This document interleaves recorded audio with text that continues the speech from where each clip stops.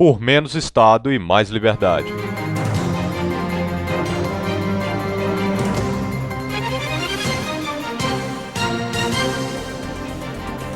Olá, nosso debate de hoje é sobre a proposta de flexibilização da posse e do porte de armas. Em abril deste ano, a Câmara dos Deputados instalou uma comissão especial para discutir o projeto de lei que estabelece regras mais brandas para armas de fogo. Essa comissão está percorrendo o país para ouvir a opinião da sociedade. Já houve 2 audiências públicas em Minas Gerais.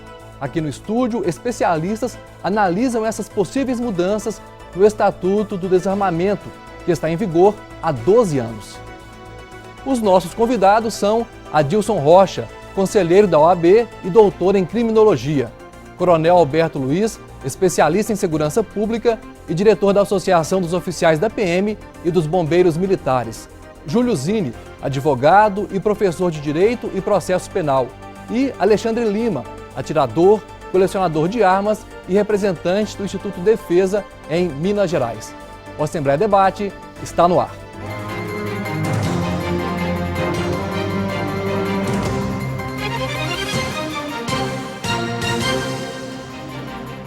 A gente começa o programa com uma reportagem sobre a comissão que analisa novas regras para aquisição, porte, posse e circulação de armas de fogo e munição.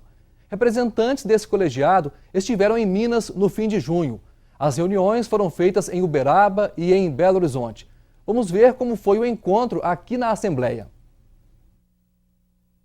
Desde 2003 está em vigor o Estatuto do Desarmamento, que endureceu as regras para a compra e o porte de armas por civis. Um projeto de lei do deputado federal Rogério Peninha, do PMDB de Santa Catarina, revoga o Estatuto e cria outras regras. Após o Estatuto do Desarmamento, houve uma redução de comercialização de armas no Brasil em torno de 90%. E, entre aspas, os desarmamentistas diziam que esta arma na mão do cidadão de bem que era responsável pela criminalidade, então nós teríamos que ter reduzido a criminalidade em todo o Brasil. E ao contrário, o que nós vimos? Em praticamente todos os estados da federação aumentaram a criminalidade. A comissão especial da Câmara dos Deputados, que analisa a proposta, está fazendo encontros em vários estados para ouvir a população. O relator quer apresentar o parecer até o fim de agosto, para que a comissão vote o projeto em setembro. Entre as propostas, que a Polícia Civil também possa conceder o porte de arma, que hoje é atribuição apenas da Polícia Federal. Para se ter uma arma hoje no Brasil é preciso que o candidato tenha 25 anos de idade. Diminui para 21 a necessidade de conversar com a população e também com os deputados federais em Brasília. Mas o sentimento da grande maioria ali é de que o projeto passa. O projeto também prevê que o registro da arma seja permanente e não renovado a cada 3 anos, como acontece hoje. O cidadão precisa comprovar sanidade mental, ter curso de tiro e não ser investigado ou ter antecedentes criminais por crimes contra a vida. Entre os participantes do encontro, opiniões divididas. Essa ideia de que, olha, nós vamos endurecer o jogo e nunca mais a polícia vai prender uma pessoa com uma arma na rua, não é uma verdade, né? E com essa legislação mais dura, as armas deixaram de entrar ou não? Isso tem que ser associado a uma política de combate à entrada de armas e drogas nas nossas fronteiras. Tem que haver uma centralização na polícia federal e só aqueles que têm um grande treinamento e também capacitação e mesmo assim em situações muito extremas poderiam ter esse tipo de autorização de portar arma. Para deixar o debate rico, trouxemos convidados com pontos de vista diferentes. Obrigado a todos pela presença. A gente quer saber de início a opinião de cada um de vocês sobre esse assunto. Júlio Zini, que é professor de Direito e Processo Penal, você é declaradamente a favor do desarmamento, não é isso? Com certeza. Proibir o uso de armas pela população em geral e deixá-las somente com aquelas pessoas extremamente capacitadas é importante. Nós vivemos hoje numa sociedade contemporânea em que o individualismo exacerbado é muito grande. Então as pessoas deixam de levar em consideração o terceiro nas suas atitudes e em uma situação de emoção, ou numa situação de descontrole, ou mesmo para obter os seus objetivos, elas são capazes de matar uma outra pessoa, de utilizar a arma de fogo para uma série de requisitos e situações. Então, você abaixar a idade de 25 para 21 anos, que quem possa ter um porte e posse de armas é perigosíssimo, exatamente vamos dizer que 21 anos a gente ainda não tem todo um programa certo, mental, para reagir a essas situações, é aumentar exatamente as mortes em situações de convivência familiares, deixa o Estatuto do Idoso e a Lei Maria da Penha ainda mais comprometido em sua execução.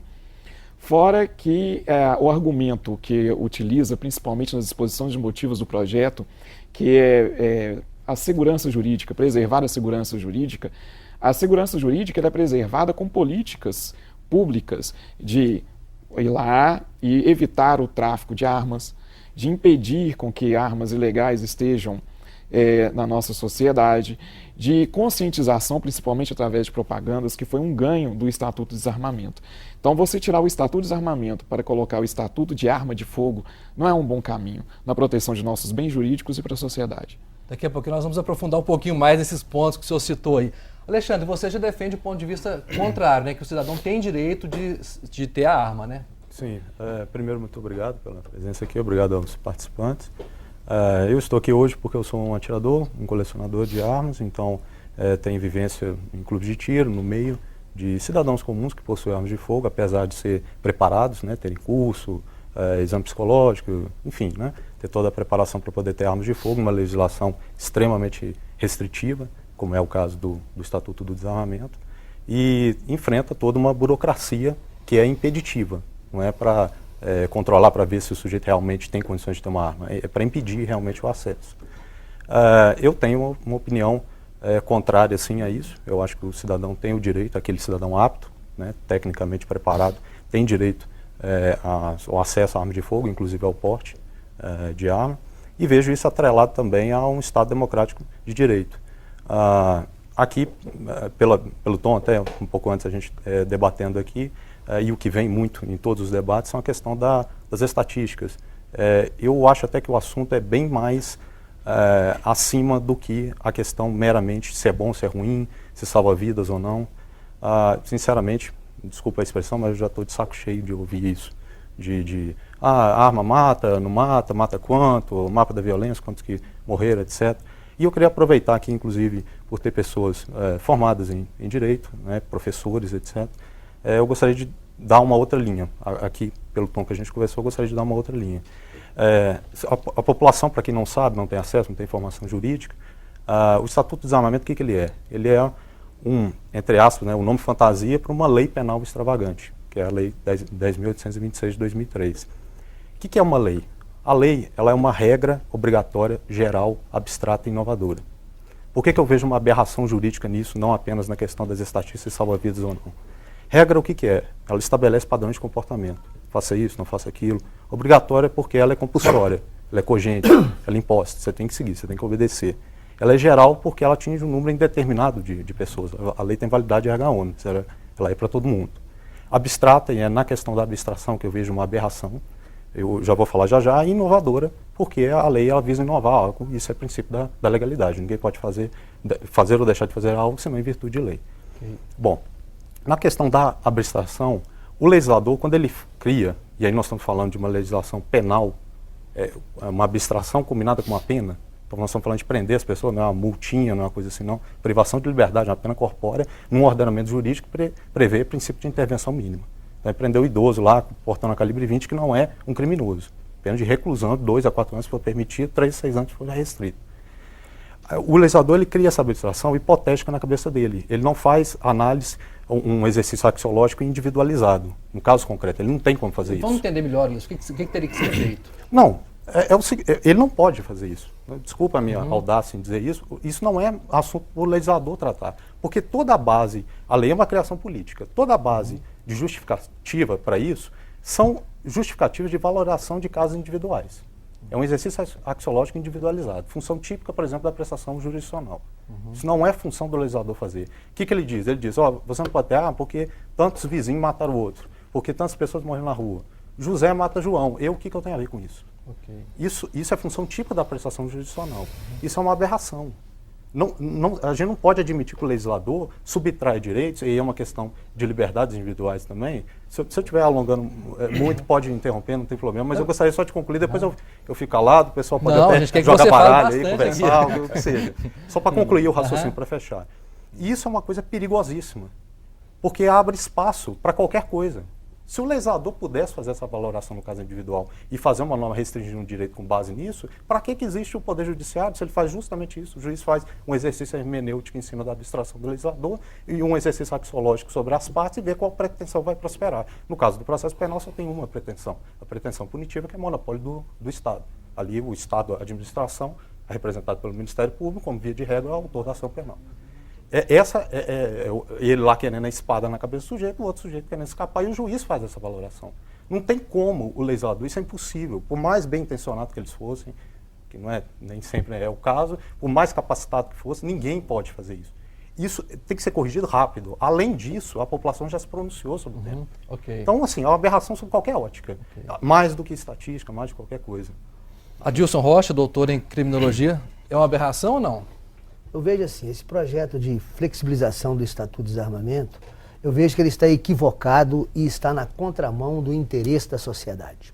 Eu acho que a lei, nesse aspecto, a Lei 10.826, ela é uma lei boa. Veja, ela permite que o cidadão possa adquirir uma arma de fogo, permite que o cidadão possa portar uma arma de fogo, desde que o cidadão comprove necessidade, comprove uma situação de que ele tem o direito de portar aquela arma, de possuir aquela arma naquela circunstância. Agora, flexibilizar como que esse projeto nada mais é do que facilitar, abrir mão de todas as regras que a lei impõe para que qualquer cidadão, de um modo hoje muito mais fácil, venha adquirir e até portar uma arma de fogo.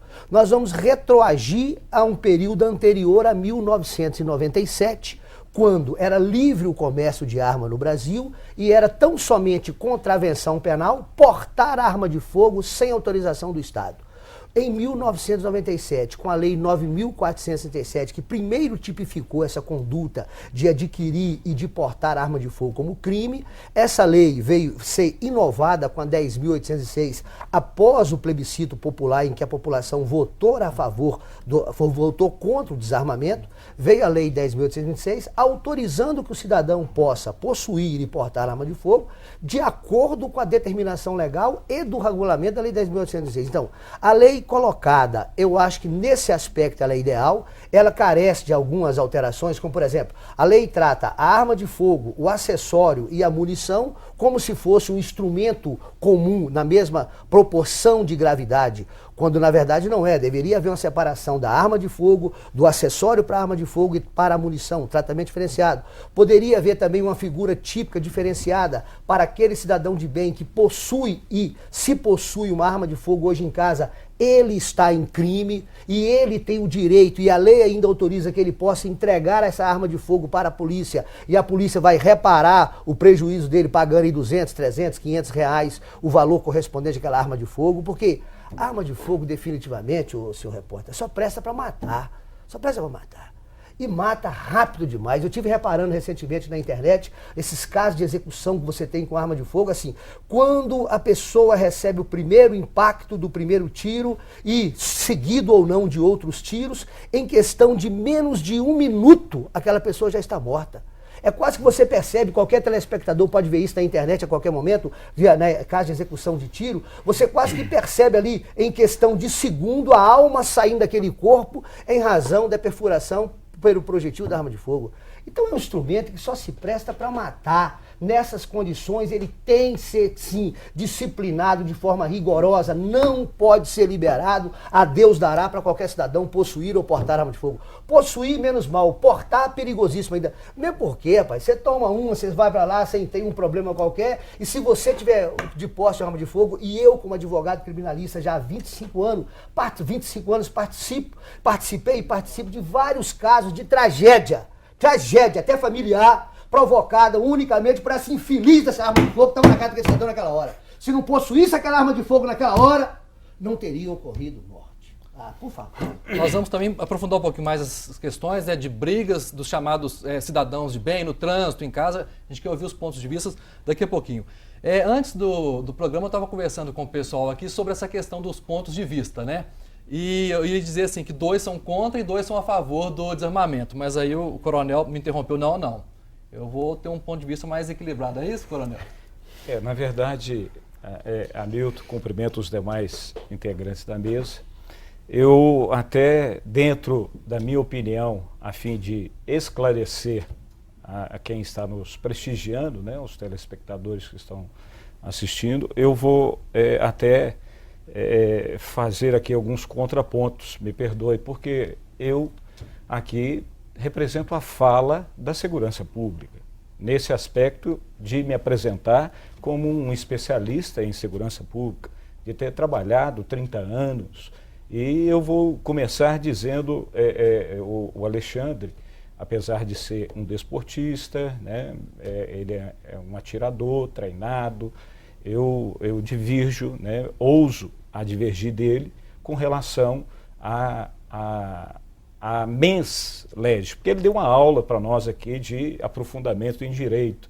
Então, a mente do legislador, o legislador é escolhido pela população para falar em seu nome, para decidir o que é necessário, Hamilton, é que esse legislador tenha, sim, preparo. É ele que tem que construir esta lei que vai reger a harmonia na sociedade, e não o judiciário. O judiciário é, como você mesmo disse, ele é o intérprete da lei. Ele aplica as sanções, tá, daquilo que foi proposto pelo legislativo, até ele contradita uma propositura legislativa incorreta, ilegal, como, por exemplo, ela pode ser inconstitucional, mas é o judiciário apenas a função dele. Porque senão, Alexandre, ele vai assumir uma situação anômala, que não é competência que eu estou falando, funcional do judiciário.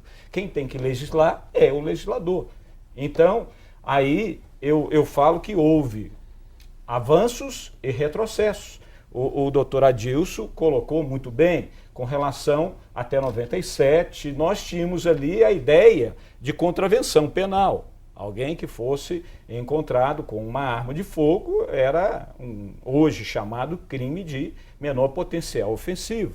Houve, com o advento da lei de armas, como o doutor Mesa esclareceu, a 94, 37 e 97, houve sim um avanço, mas esse avanço ainda melhorou e retrocedeu quando de 2012, quando nós, a lei 2003, 10.826, 2003, a 2003, nós tivemos a edição que vige até hoje, 12 anos de vigência, do Estatuto do Desarmamento. Esse tempo, 12 anos, ele é suficiente para fazer uma análise, porque a gente vê a divergência nos números, né? Por exemplo, tem pessoas... muita tragédia, na minha opinião. Essa dificuldade do cidadão adquirir arma de fogo, uma dificuldade maior para que o cidadão pudesse portar arma de fogo, na minha opinião, com certeza absoluta, reduziu uma série de tragédias que poderiam ter ocorrido se estivéssemos na situação anterior a 97, quando se adquiria arma de fogo de forma livremente no mercado brasileiro. O grande problema, e esse eu acho quase que impossível do Estado brasileiro resolver, é o problema do contrabando ilegal de arma de fogo. Nós temos uma fronteira seca aí com vários países que têm esse tipo de comércio ilegal, então é muito fácil para o brasileiro adquirir uma arma de fogo fora do território nacional e ela vir para cá contrabandeada, que é a arma de fogo muito utilizada hoje na prática de crime. Porque a 9.437 mais 10.826, realmente ela restringiu a possibilidade, como o colega ali falou, ela dificultou ou quando não impossibilitou possibilitou, tamanha restrição que é imposta, para que o cidadão possa adquirir e muito mais dificuldade ainda para que ele possa portar. Então eu acho que a lei nesse aspecto está correto. Somente e somente em situação excepcionalíssima, comprovando uma situação emergencial, como por exemplo de ameaça, é que o cidadão possa ter o direito de adquirir e até mesmo de portar arma de fogo de forma limitada, inclusive, na minha opinião. Hamilton, o doutor Adilson, com muita veemência, ele tem se posicionado já por 2 oportunidades com relação ao desarmamento. A segurança pública hoje vive um problema muito sério, que tem trazido medo e insegurança às pessoas. O aumento do crime grave, né, o crime violento, principalmente o homicídio, ele teve aumento. No início, em 2005, houve um referendo, e o referendo consultou a população, e a população, 60 mil pessoas, disseram não ao desarmamento. O termo é que está incorreto. Milhões, né? Milhões, desculpa, milhões. Está incorreto, desarmamento.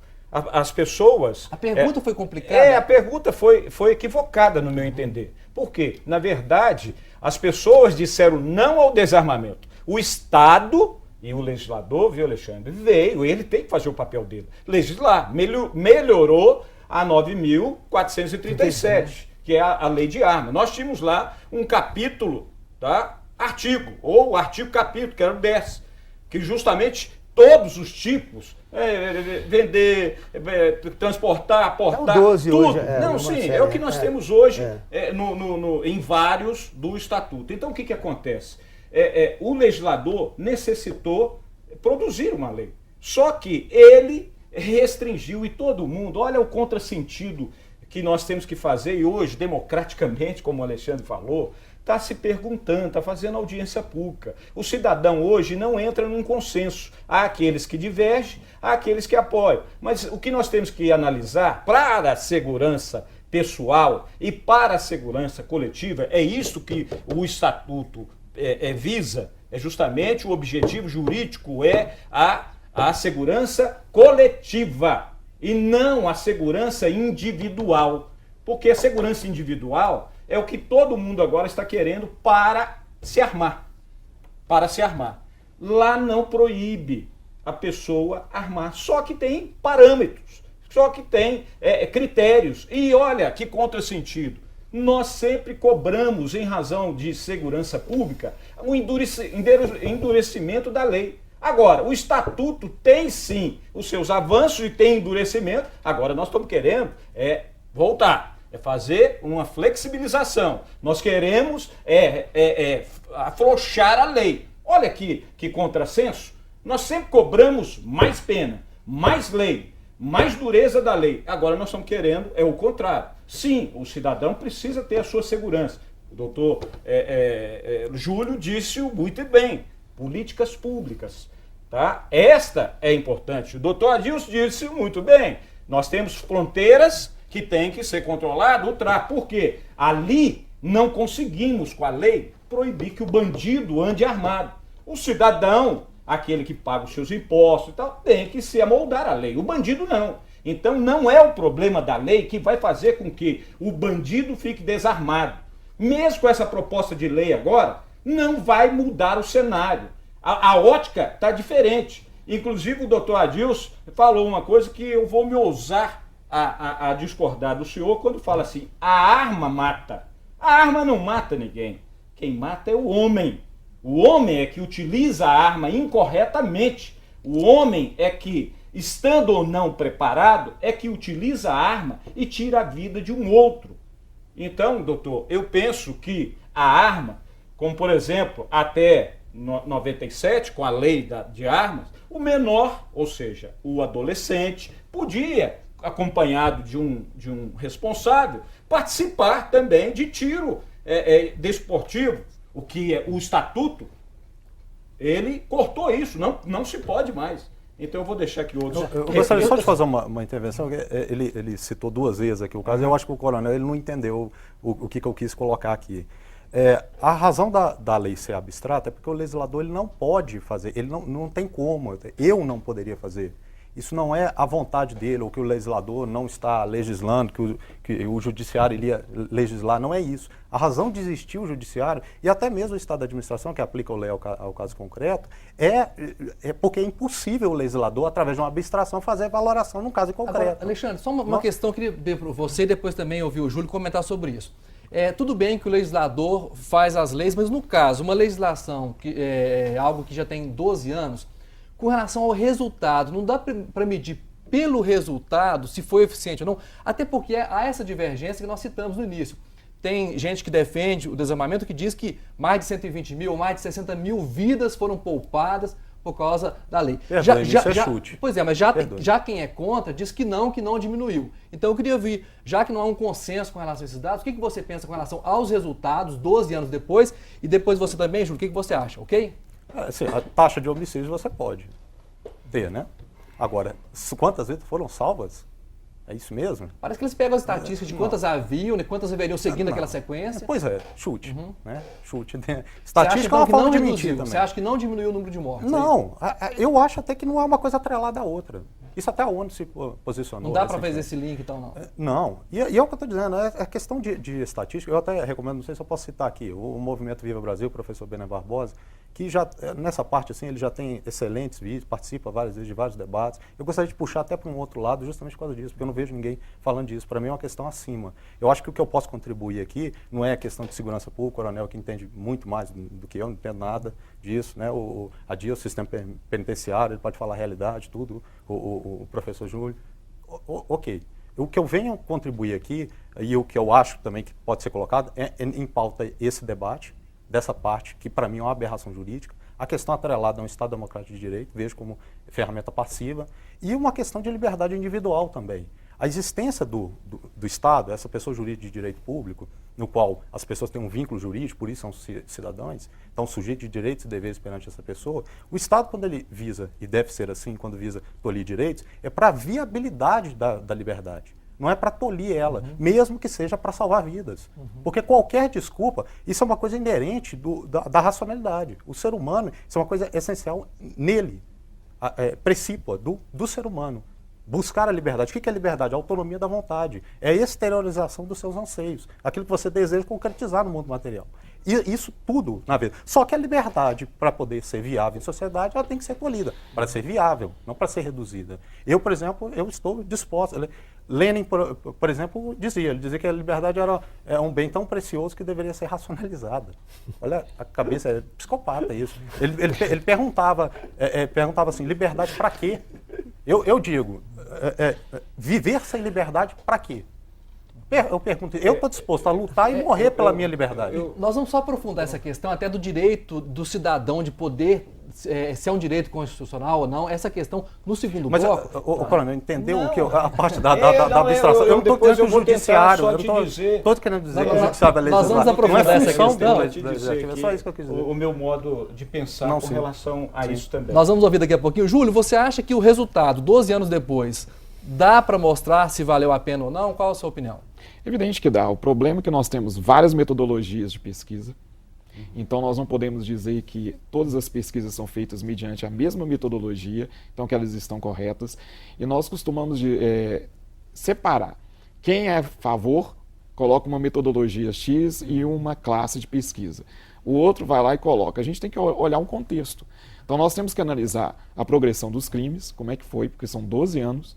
Então teve um aumento do número de crimes realizados, como que o desarmamento pôde favorecer e como que ele não pôde favorecer.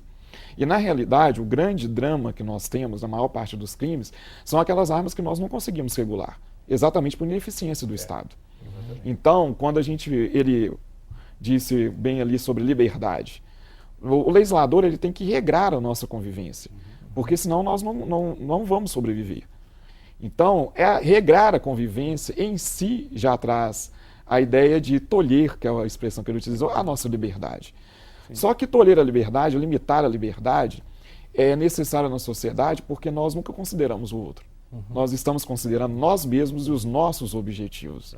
Então, quando a gente vai falar da população, eles trocaram, interessante o nome, porque próprio coronel disse, Estatuto do Desarmamento, para agora Estatuto da Regulação da Arma de Fogo. Então, proibição nós já tivemos, ela se mantém. O problema são os parâmetros para serem resolvidos. E na nossa sociedade identifica que esse parâmetro não deve ser reduzido, e sim mantido. Ou simplesmente repensado. Principalmente uma sociedade que nós temos que abre um Twitter, um Facebook, um WhatsApp, vê só a reportagem e se vai lá e fala, normal, todo mundo faz, eu vou fazer também. Então a incidência de crimes... É um recorte, a incidência de crimes é muito grande. Então, para que a sociedade possa se posicionar, em primeiro ponto, deve dar o esclarecimento correto. Senão nós vamos dar abertura para o populismo. O assunto é polêmico, todo mundo está querendo falar, e isso é muito bom para a gente. Nós vamos para o intervalo. Daqui a pouquinho a gente traz mais detalhes sobre essa mudança que pode ocorrer na legislação. Depois do intervalo, a gente volta já já.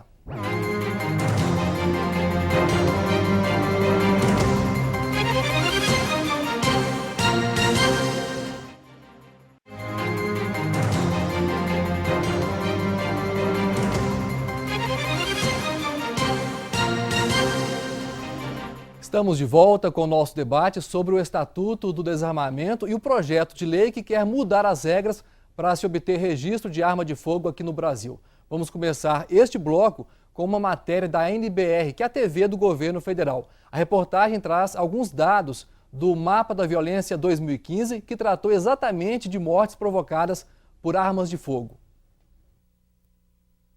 O novo mapa da violência revela o perfil das vítimas fatais de armas de fogo no país. 94% dos mortos por disparos em 2012 foram homens, a maioria negros. De 1980 a 2012, foram mais de 880 mil mortes por armas de fogo, 42 mil só em 2012. Dessas, 40 mil foram assassinatos. Num ranking de 90 países, o Brasil ficou na 11ª posição em mortalidade. A Venezuela aparece em primeiro. O estudo revela ainda que os jovens de 15 a 29 anos foram as principais vítimas das armas de fogo. Em 2012, eles representaram 59% das mortes. Todas as regiões apresentaram aumento no número de mortes por conta dos disparos em 2012, exceto a região Sudeste, que apresentou queda de quase 40%. Alagoas registrou a maior taxa de mortalidade, 55 por cada 100 mil habitantes. E Roraima teve a menor, 7 mortes a cada 100 mil pessoas. Como a gente viu, jovens, homens, negros são as maiores vítimas de morte por armas de fogo. Qual a relação disso com essa questão do desarmamento? Vou começar com você, com o senhor, coronel. A primeira coisa que tem que ser analisada aí desse estudo, né, que também foi denominado como estudo, avaliação de morte matada, e ao designar um percentual maior de mortes por arma de fogo a jovens, negros ou pardos, tá, é porque a nossa população de jovens, em torno de 58,9% são de jovens negros e pardos. Mas a porcentagem é então, bem maior, não? Não, em termos de população, é justamente isso. Agora, nós vamos para esse percentual, 60% desses jovens ou seja, 51% não estudam, 49% não trabalham. Então tem uma série de situações socioeconômicas, políticas públicas. Então é fácil que esses sejam cooptados pelo crime. Agora, citado pelo Alexandre, do professor, advogado, escritor do Viva Brasil, Bené Barbosa, ele sempre faz um comparativo com os Estados Unidos. Nós temos que comparar conosco mesmo. Ele, quando cita, por exemplo, escreveu até um livro, A Mentira nos Mentiros sobre Desarmamento. Então ele faz comparativo com relação a que nos Estados Unidos 300 milhões de armas estão circulando. E lá, em termos de taxa de crime, é 5,4% por 100 mil habitantes, o que aqui no Brasil é maior. Só que eu quero ousar também divergir dele, que a cultura é diferente. Aconteceu um fato agora na Carolina do Sul, quando um jovem entrou numa igreja e matou 9 negros. Mas é porque há também locais lá nos Estados Unidos que é chamado de gun free zone. Isso significa o quê? São locais que não podem entrar com arma. É claro que ali é possível que isso aconteça. Mas dos 2 últimos casos, de 2007 e esse, o que o FBI chegou à conclusão? Que esses 2 não estavam autorizados a obterem arma. E erraram, autorizando esses 2 a obterem arma. O sistema de controle de armas nos Estados Unidos também passou batido, errou-se. E eles admitem isso hoje, pelo fato desse jovem ter entrado lá e matado 9 negros. Então, se aqui tem controle, que esse projeto de lei, ele refine a lei, então, agora que regula o armamento, porque isso vai ajudar muito. Nós não temos que ouvir de legislador falando que vai derrogar, o professor, revogar todo o estatuto, criando uma nova lei. Não, eles têm que refinar o estatuto. Por exemplo, do projeto de lei, se estão autorizando pelo estatuto 6 armas, para que autorizar que eu adquira 9 armas? Qual o objetivo disso? Se autoriza para uma arma 50 cartuchos, eu estou falando de armas permitidas, porque há diferença em arma proibida, arma permitida e arma restrita. Só para deixar claro para o pessoal, só para deixar claro que a atual legislação permite o número de 6 armas, passaria para 9 com esse projeto de lei, armas 50 por ano, com o projeto passa 50 por mês. Isso é munição. É munição. Arma 6 para 9, munição. Passaria para... De anual passa para mensal. Né? Isso, mas um aumento também de munição. De 50, eu acho, para 600. 600. Alexandre, te provocar um pouquinho. Mesmo tendo esse direito, essa quantidade não é um pouco exagerada, não? De forma alguma. Primeiro que os desarmamentistas também batem na questão, o cidadão não está preparado, etc. Não deixa o sujeito ir até um clube de tiro treinar, por exemplo. Sujeito que consegue, né? claro. Não, a pessoa, na prática ela não consegue. Se quiser eu posso trazer vários indeferimentos. Atualmente é o Dr. Roteia, antes também com a doutora Hoje a Polícia Federal que faz o controle na mão do cidadão. No caso, por exemplo, atirador, colecionador e caçador, é exército. E a cada 3 anos tem que ser renovada essa licença. Sim, o registro. O projeto prevê que não se renove mais, seja definitivo. Sim. Não pode, continuando a provocação, não pode acontecer de um cidadão hoje, tá apto. Eu fui lá, passei no teste, estou apto. Daqui 2 anos, eu às vezes não estou tão bem física, psicologicamente, e ali eu não teria condições de ter aquela arma. Quer dizer, essa questão de tornar definitivo o porte, sem passar por essa avaliação a cada 3 anos. Você não acha isso meio perigoso, não? Não, de forma alguma. Primeiro que nós estamos falando da aquisição para deixar em casa, registro. Não é o porte. No caso do porte lá, o projeto de lei, isso lamentavelmente foi vinculado, inclusive no Jornal Nacional, dizendo que a pessoa ia liberar para qualquer um, que não precisava ter qualificação técnica, não precisava ter exame psicológico, até gente com antecedentes criminais iria poder ter porte. Isso, lamentavelmente, foi uma mentira. Os requisitos lá do porte, os requisitos objetivos, estão previstos lá no projeto de lei no artigo 30. É só ir lá e ler. Não tem nada de liberar arma para todo mundo. E eu acho que não tem nada a ver quando eles fazem um registro disso, é para ter o controle da pessoa, inclusive para evitá-la que ela consiga renovar. Há vários indeferimentos de gente que já tem a arma. Direito adquirido, foi através de um ato jurídico perfeito, direito à propriedade, a arma em si ela é uma propriedade, tem nota fiscal, você paga imposto, é um objeto seu. E a pessoa ela não consegue nem renovar. Isso é uma realidade para um sitiante, alguém lá na Amazônia, ela não consegue ir até um departamento da Polícia Federal, um idoso, para a segurança pública. O Alexandre... Eu quero só ouvir também daqui a pouquinho o Júlio, mas o Adil sobre essa questão dessa fica muito polarizado aqui. Mas o Alexandre não está sendo ortodoxo naquilo que ele está posicionando. Você sabe por quê? Se o legislador ele pode tomar essa decisão de não renovar, então o legislador também pode tomar a decisão de regular. Então ele também está tendo a abstração. Ele não tem como fugir disso.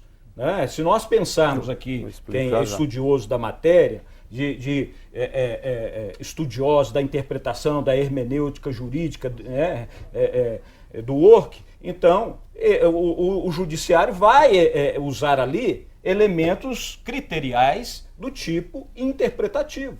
Porque o judiciário vai fazer isso. O estatuto, por exemplo, tem leis em branco, porque preciso de uma outra lei.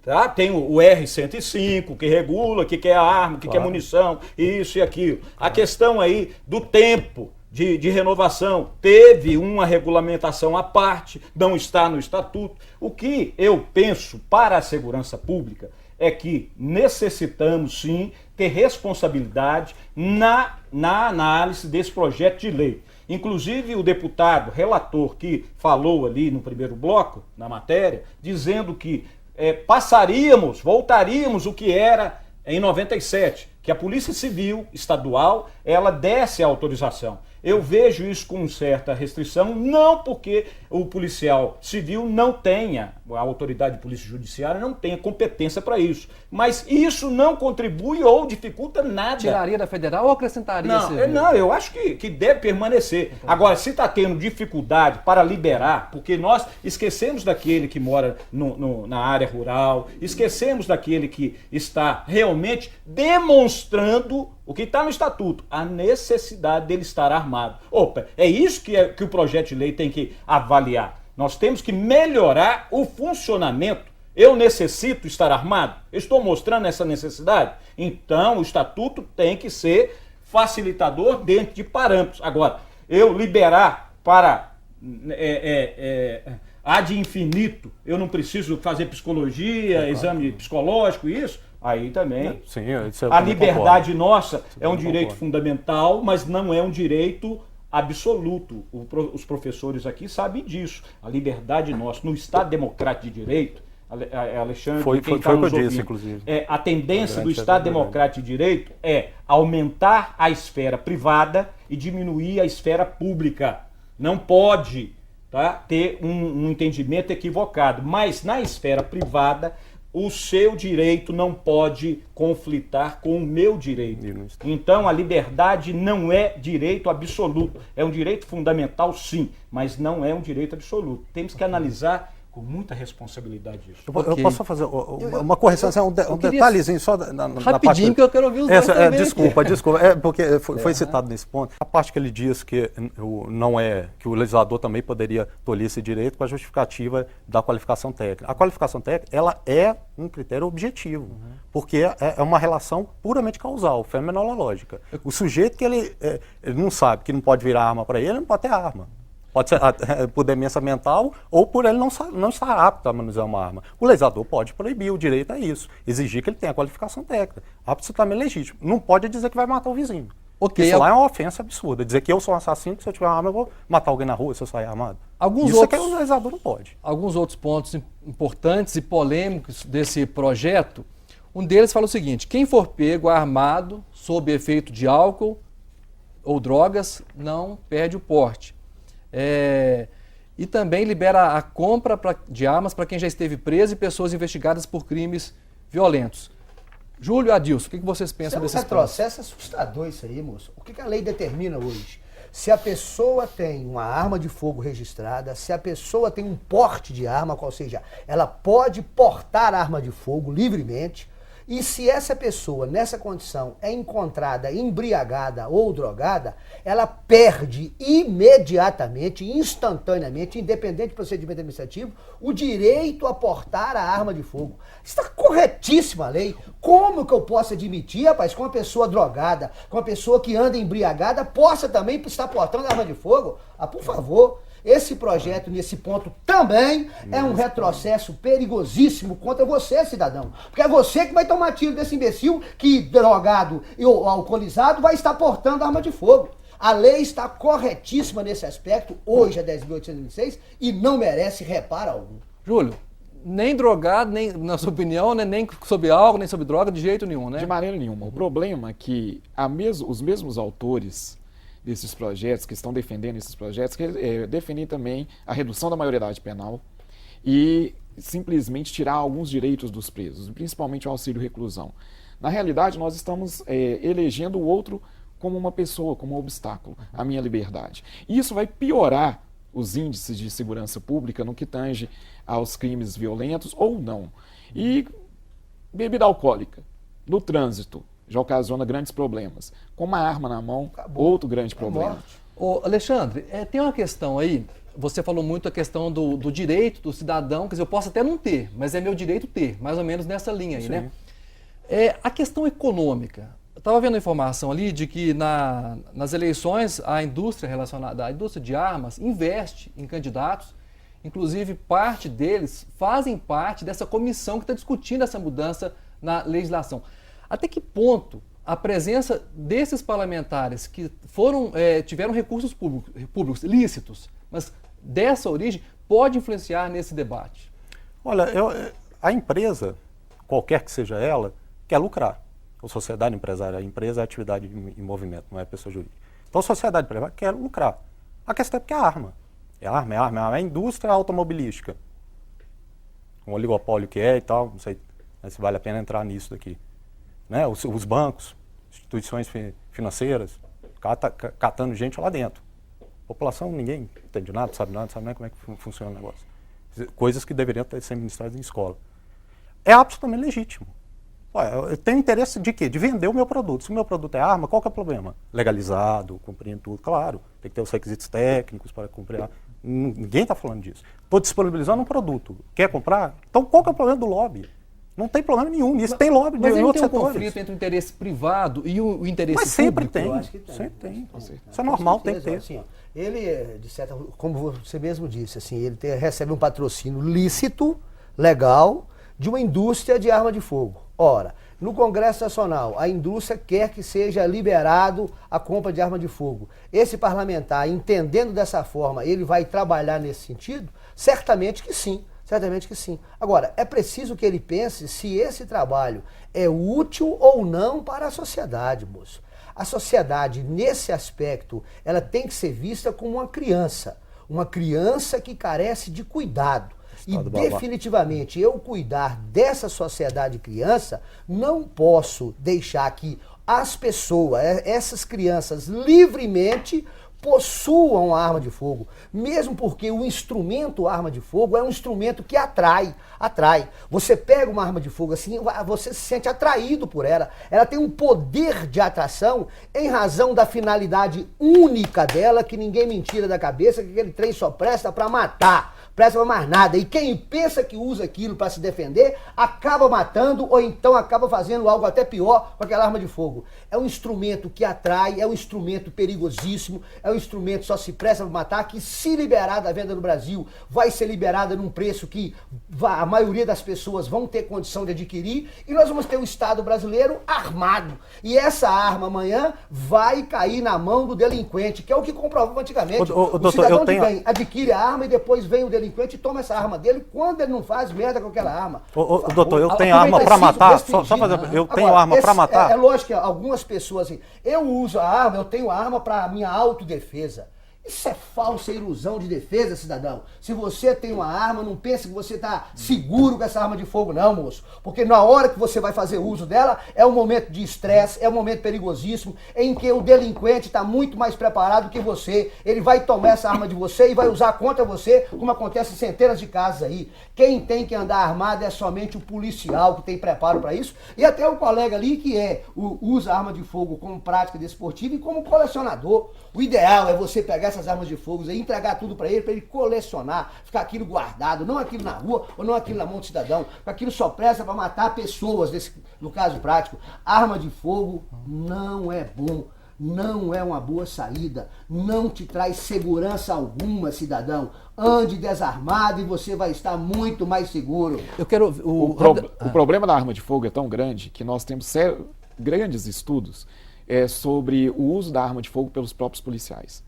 E nós temos um projeto de lei, também no Congresso Nacional, que incentiva a substituição das armas de fogo por armas não letais e no combate à criminalidade. Porque os próprios policiais... Aí dá um outro programa isso aí, né? Os próprios policiais, muitas vezes, também não conseguem manobrar, utilizar as armas da maneira correta. Nem treinamento para isso, muitas vezes, eles têm. Ok. É muito assunto, esse debate é muito bom, mas nós já estamos na reta final. Eu queria ouvir a opinião, assim, rapidamente de vocês todos.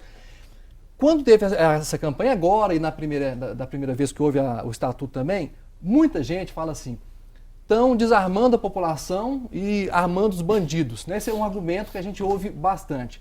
E tem gente também que fala que tem muitos crimes que ocorrem na hora que a pessoa está com a cabeça quente. Está no trânsito ali, ou está em casa, a pessoa bebeu no botequim e tal. Queria a avaliação de você sobre esse argumento, coronel. Primeiro que a gente não... vocês têm que entender que o assunto é muito delicado, tá? Deixar que a emoção fale por nós, vamos continuar indo para um lugar que... indo bem, mas não se sabe para onde. Exemplo, equivoca-se o doutor Júlio o senhor vai me permitir, ao dizer que o policial não tem sequer preparo, né, para usar a arma. Equivoca-se o doutor Adilson ao dizer que a arma não salva a vida. O policial está treinado, preparado para utilizar a arma para salvar a vida. Ele bem sabe, nas condições que as excludentes de ilicitudes nos amparam. E nós não vamos andar sem arma. A lei que já foi aprovada, tá, de autoria do senador Crivella, ela, para mim, ela é inépita, porque os senhores há de entender que é melhor do que eu dizer que uma lei não pode deixar de ter sanção. Ela não tem sanção sequer. E fala que o policial não deve andar armado e sim usar armas de menor potencial ofensivo. Ele não ouviu sequer a especialistas de segurança pública ou policial. Porque em operação policial, nós vamos usar sim, estar portando a arma de fogo e usaremos a arma menos letal em caso que assim exija. Mas não deixaremos, aqui não é Inglaterra. Nós temos mania de querer comparar o Brasil, a nossa sociedade, com outra sociedade. Não comparamos a nossa sociedade conosco mesmo. Então é um grande problema. O doutor Júlio também falou com relação aos mesmos que estão discutindo a questão dessa PL 3722, né, de mudança do Estatuto de Desarmamento, discutiu aí a pensão prisional, a questão da redução da maioridade penal. Esses assuntos são polêmicos e são necessários serem discutidos, mas com responsabilidade, com conhecimento, com aprofundamento e ouvindo as pessoas, mas não com paixão. Paixão não resolve nada. O menor, bandido, psicopata, perigoso, perverso, ele tem que ser retirado do seio societário. Ele sequer tem socialização. Ele precisa ter, sim, no início eu concordei com o senhor, criar políticas públicas. Agora, se eu não tomar nenhuma medida, redução vai ser o problema? Vai ser a solução? Não será, não será, porque senão nós vamos querer chegar até o feto, até o nascitúrio. Não é isso que se quer. Vamos mudar, como tem lá uma nova proposta para mudar o Estatuto da Criança e do Adolescente. Aumentando a internação, mas locais adequados para que eles sejam internados. Agora, são menores, psicopata, tem que deixar eles na rua? Não. Agora, nós vamos deixar o preso ficar lá no bem bom? Então, agora, vamos copiar os Estados Unidos, ver se ele tem pensão lá, ver se ele tem saída lá, que nós aqui chamamos de indulto de Natal. Não tem. A gente não quer copiar as coisas que são boas, saudáveis. Eu tô até com medo de interromper o senhor Não pode aqui, interromper, mas é porque o programa está terminando. O cidadão o programa entenda a coisa com responsabilidade. Porque o nosso tempo está terminando. Alexandre, as suas considerações finais. Bom, gostaria de agradecer, deixar aqui para quem quiser acompanhar, eu possuo um canal no YouTube denominado Alexandre Lima BR, só jogar Alexandre Lima BR, tudo junto. Pode jogar na internet, vai achar facilmente, é um canal bem assistido, tem vários vídeos inclusive sobre armas de fogo, o assunto técnico, mas tem vídeos de opinião, vídeos sobre direito, enfim. E eu gostaria de deixar aqui que eu não sou favorável a você, cidadão que está assistindo, a ter uma arma ou não ter, andar armado ou não andar. É um direito de escolha seu. A arma ser boa ou ruim, eu acho que a escolha é sua, mesmo que você morra. A vida pertence a você. Você que tem que escolher, não deixe isso na mão do Estado, porque todas as outras coisas, às vezes, você pode estar deixando também. É necessário o direito de se ter armas de fogo para garantir, inclusive, os demais direitos. Agradecer. Ok, Adilson? Cidadão mineiro, deixa eu te falar uma coisa. Você tem que posicionar radicalmente contra esse projeto de lei que visa alterar a Lei 10.826. Porque isso não é bom para você, isso não é bom para a sociedade mineira. A lei hoje autoriza a posse e o porte de arma, mas de forma restrita, somente se aquele pretendente comprovar real necessidade de possuir ou de portar arma de fogo. o registro total está vinculado, registrado unicamente no SINARF e no sede da Polícia Federal. Isso tem que permanecer também. E se eventualmente o Estado der o direito de porte a um cidadão que for encontrado drogado ou embriagado, tem que perder esse porte sim. A arma de fogo é um instrumento que só se presta para matar. Nessas condições, ele somente pode estar na mão de pessoa especializada, treinada, capacitada para tanto, que no caso nosso é somente o policial. Então, cidadão mineiro, para salvar a sua vida e de seus familiares, seja contra esse projeto de lei que altera a Lei 10.826. Júlio. Antes de mais nada, gostaria aqui de deixar o agradecimento da presença. Gostaria de falar para o coronel que em momento algum eu falei que os policiais não estão preparados. Admiro os policiais, porque eu já fui salvo por vários deles. O que eu quis dizer é que o treinamento que eles possuem efetivamente e utilizam as armas a nosso favor. Nós temos uma tendência, estudos, que eu até mencionei, estudos, para que possam utilizar armas não letais. Mas eles precisam estar armados, principalmente na sociedade em que a gente vive. Eu sou totalmente contrário ao estatuto, à revogação ou à flexibilização do estatuto, por levar em consideração os nossos direitos e a necessidade de nossas limitações, mas para cada um de nós, cada um dos telespectadores, eu peço para que se informem bastante sobre cada um dos pontos, porque somente com informações nós podemos nos posicionar. Ok, eu quero agradecer muito a presença, a participação de todos vocês. É um assunto que rende, né, mais programas, né? Mas em outras oportunidades a gente conversa mais sobre isso. A você em casa também, muito obrigado pela sua audiência. O Assembleia Debate termina aqui. Até o próximo programa.